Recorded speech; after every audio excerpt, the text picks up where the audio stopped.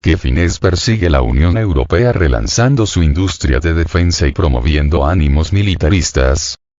Bruselas pone de inicio 1.500 millones de euros para impulsar la industria militar a través del Banco Europeo de Inversiones. Pero no hay un crecimiento económico que pueda sustentarlo y es improbable que se sufrague emitiendo deuda, explican los economistas consultados. Tampoco es previsible en España una vuelta al servicio militar obligatorio. Las declaraciones de líderes europeos como Emmanuel Macron o el discurso recurrente de la presidenta de la Comisión Europea, Ursula von der Leyen, uno sobre la posibilidad de introducir tropas de la OTAN en el conflicto en Ucrania, otra sobre la necesidad de aumentar de manera significativa las capacidades militares de la Unión Europea, tienen ya un reflejo plausible a nivel mediático y también en el de la proyección económica. La presión política se traslada tanto a portadas y editoriales de los principales diarios como al Banco Europeo de Inversiones, BEI, al que se quiere encargar la financiación del Plan de Defensa de la Unión Europea mediante la captación de sus recursos para desviar ayudas a las industrias militares de los países miembros. Su directora, la exministra española de Economía, Nadia Calviño, ha reconocido que el esfuerzo en materia de seguridad y defensa será también una prioridad del BEI, en principio enfocado a sufragar proyectos de transición a una economía verde y acelerar la digitalización. Debemos reforzar la industria europea de seguridad y defensa. Nuestra capacidad defensiva y también disuasoria, manifestó al diario El País a finales de febrero, al que explicó que de los 8.000 millones de euros asignados hasta 2027 para esa materia y también para tecnologías de doble uso civil-militar, solo se han consumido 2.000 millones, por lo que se va a tratar de acelerar al máximo el resto. El objetivo de Bruselas es que para 2035 los países miembros adquieran la mitad de su armamento y tecnologías militares a compañías europeas con tal de no depender de terceros países. Es lo que se desprende del borrador de la futura Estrategia Industrial Europea de Defensa, EDIP, avanzado por el Servicio de Prensa de la Comisión Europea, (C), y sobre la que pivotará la ampliación de las capacidades militares de la Unión Europea.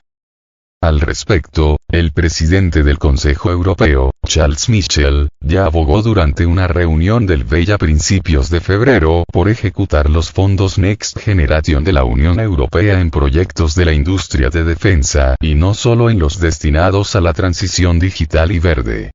La Comisión Europea reserva una partida inicial de 1.500 millones de euros para impulsar la industria de defensa del bloque, también mediante ventajas fiscales, exención de IVA, o compras conjuntas.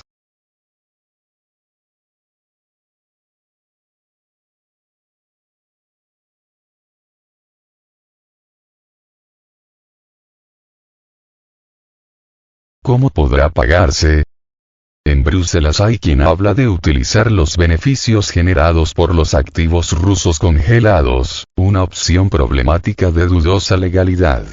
Por otra parte, el comisario de Industria de la Unión Europea, Thierry Breton, insta a gastar más adelante 100.000 millones de euros, cantidad para la que varios países miembros piden una emisión conjunta de bonos en aras de su consecución.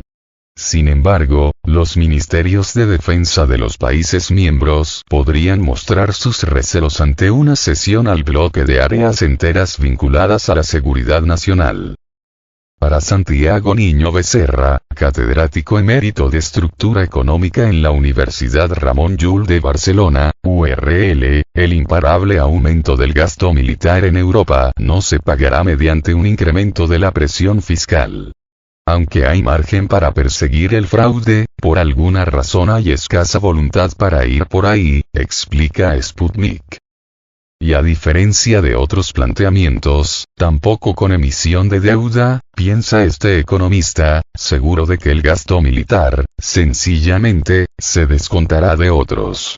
Es lo que planteó el profesor Paul Samuelson en los años 50. Si un país fabrica muchos cañones, tendrá que fabricar poca mantequilla, Recuerda, seguro de que la elección de primar el gasto en armamento atiende mayoritariamente a razones políticas y que irá en detrimento al gasto para el sostenimiento de la sociedad del bienestar.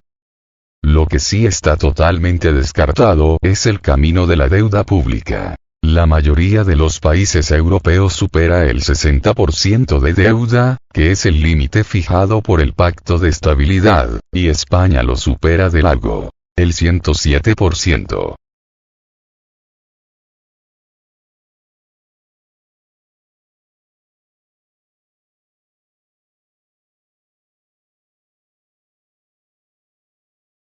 Diferencias con la Guerra Fría. La velocidad con la que políticos y medios de comunicación han asumido el giro radical en sus propósitos y narrativas a raíz del conflicto en Ucrania, ha sorprendido a buena parte de la opinión pública en España y en Europa Occidental, como mínimo no acostumbrada a perspectivas tan sombrías.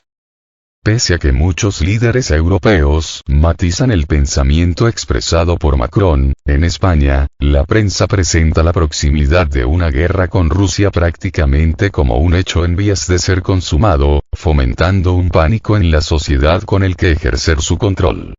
Así lo expone en la red X el sociólogo y comunicador Aníbal Garzón, que en conversación con Sputnik afirma que lo que se busca es justificar la militarización de Europa y establecer un discurso ultrachauvinista frente a un enemigo externo con el que controlar a las masas.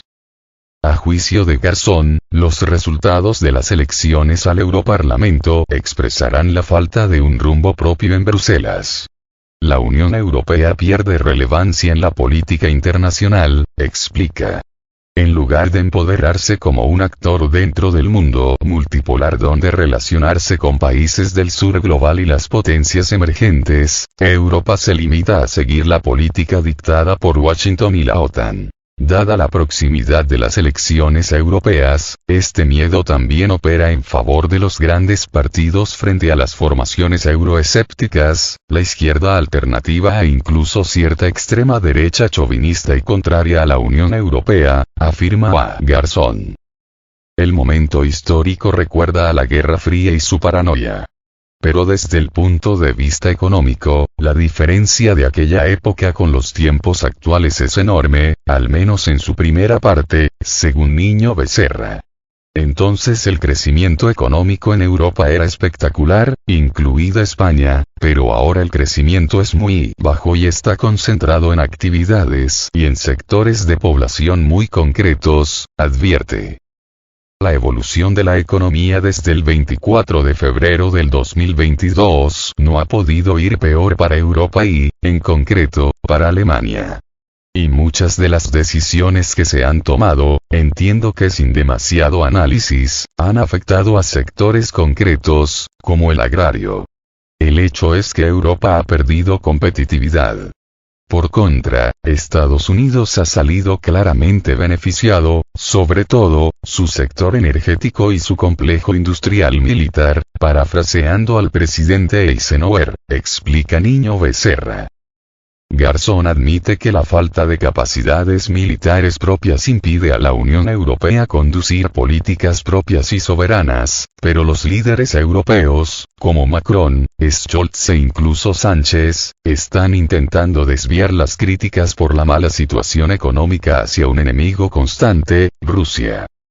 La OTAN se ha apoderado de la política exterior europea por encima de lo que tenía que haber sido la política económica comunitaria, lamenta, convencido de que en los errores económicos cabe inscribir el efecto boomerang de las sanciones dictadas contra Rusia.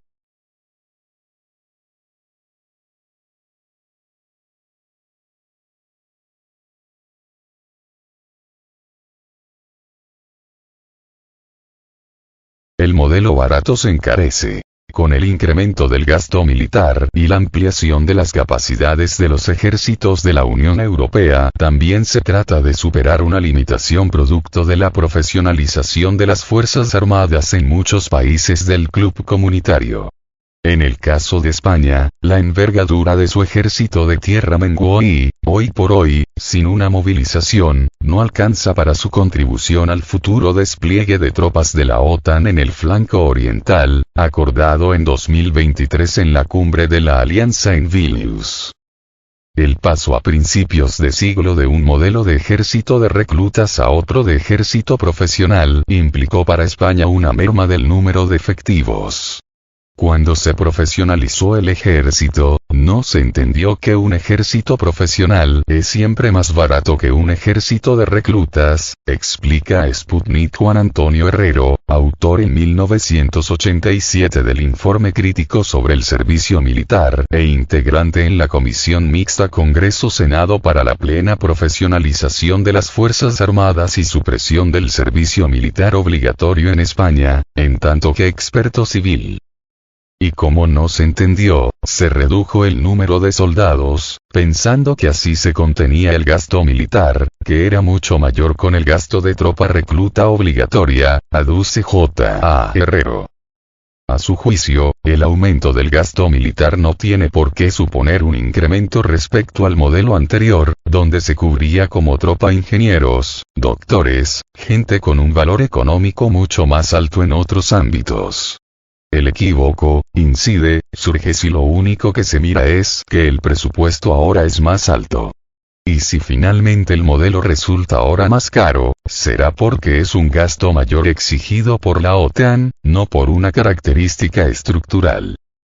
Para Niño Becerra, el problema en general del gasto militar consiste en que solo los países que diseñan, construyen, exportan o licencian armamento obtienen un verdadero retorno económico en su PIB.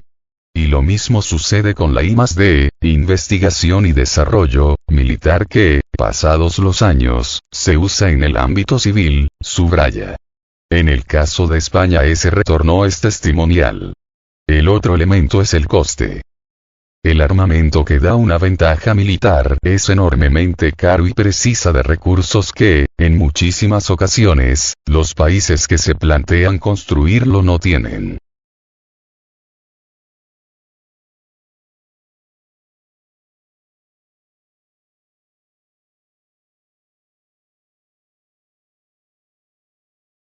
Vuelta al servicio militar obligatorio. Ante este estado de las cosas, algunos países de la Unión Europea se están planteando la vuelta del servicio militar obligatorio, caso de Suecia o Alemania. Pero en España es imposible que haya una vuelta al servicio militar obligatorio, zanja Juana Herrero, que estima que una oposición rabiosa se desataría. Para empezar, desde los sectores independentistas. Además, una medida así podría ser llevada a los tribunales, asegura. Porque si el Estado tuviera que pagar un sueldo de mercado a los reclutas, tendría que reclutar a hombres y mujeres. Si vas a pagar un sueldo de mercado, ¿para qué te hace falta gente obligatoria? Mejor voluntaria. Y una vuelta a la mili con un estipendio es impensable.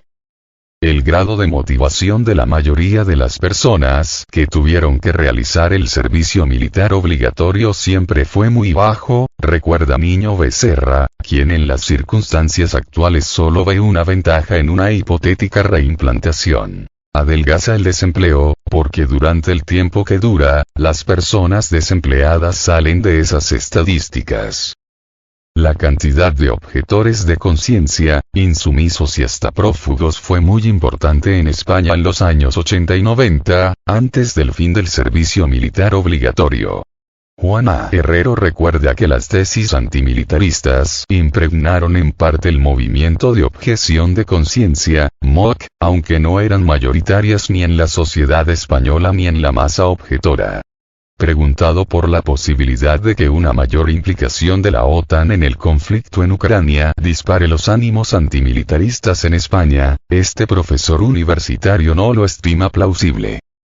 Yo fui objetor y estaba de acuerdo con la insumisión, pero solo dirigida a eliminar la obligatoriedad del servicio militar, concluye Herrero, escéptico. Porque en aquel entonces, y yo lo sabía, la bolsa antimilitarista se desinfló en cuanto acabó el movimiento de objeción de conciencia. La gente no era antimilitarista.